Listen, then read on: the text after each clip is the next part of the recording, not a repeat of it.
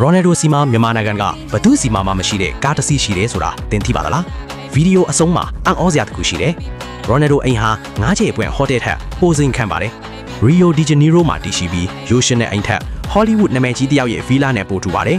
ရိုနယ်ဒိုပရိသတ်တယောက်ဆိုရင်ဗီဒီယိုကို like လုပ်ပြီး comment မှာ CR7 ပေးဖို့မမေ့ပါနဲ့ပထမဆုံးမက်ဆီကြတဲ့အရာကတော့သူ့ရဲ့ကိုယ်ပိုင်ဘောလုံးခွင်းအလယ်မှာ R10 စာလုံးတွေကိုဂုံယူစွာပြသထားပါတယ်။ဘေးမှာကြီးမားတဲ့ဂီတာပွန်တရံရေကူးခံတစ်ခုရှိပြီးဂီတာပေါ်သူ့ရဲ့စိတ်အားထက်သန်မှုကိုသတိပေးနေပါတယ်။အဲ့ဒါကအစပဲရှိပါသေးတယ်။အဲ့ခန်းထဲမှာသူ့ရဲ့စုဖလားတွေလက်မရေးထိုးထားတဲ့အင်ဂျီတွေနဲ့ကိုယ်ပိုင်ဂီတာစုဆောင်းမှုတွေနဲ့အလားဆင်းထားပါတယ်။သူဟာအတန်သွင်းစတူဒီယိုတစ်ခုနဲ့ game တစ်ခုလည်းပိုင်ဆိုင်ပြီး football စပွဲဘီလီယက်နဲ့နေရန်အရွယ်အစားဖန်သားပြင်းနဲ့ chip ဆက်ထားတဲ့အရာဝ game set တစ်ခုလည်းရှိပါတယ်။ပွင့်လင်းပြီးအလွန်ထူးခြားတဲ့မိဖို့ချောင်းကိုအနက်ရောင်စကြင်ချောင်းနဲ့ဆောက်လုပ်ထားပြီးကိုပိုင်စားဖို့မှုကသူနဲ့သူ့ရဲ့ဧည့်သည်တွေကအစားအစာတွေကိုပြင်ဆင်ပေးပါတယ်။ကားကော်တော်မှာဇိမ်ခံကားတွေအများကြီးရှိပါတယ်။ Lamborghini, Porsche, Range Rover တို့အားလုံးစိတ်ကြိုက်ပြုလုပ်ထားပါတယ်။အပေါ်ထက်မှာ Master အိတ်ခန်းက Rio ကမ်းခြေကိုတိုက်ရိုက်မြင်ရပြီးအပန်းပြေမှုအတွက်ပြင်ပရေပူကန်တစ်ခုလည်းပါဝင်ပါတယ်။လုံခြုံရေးစနစ်ကအလွန်မြင့်ပါပြီးအပူချိန်ကင်မရာတွေနဲ့အားဖြည့်တကားတွေပါဝင်ပါတယ်။အိမ်ရဲ့တန်ဖိုးက Euro 12 သန်းကျော်ရှိပါတယ်။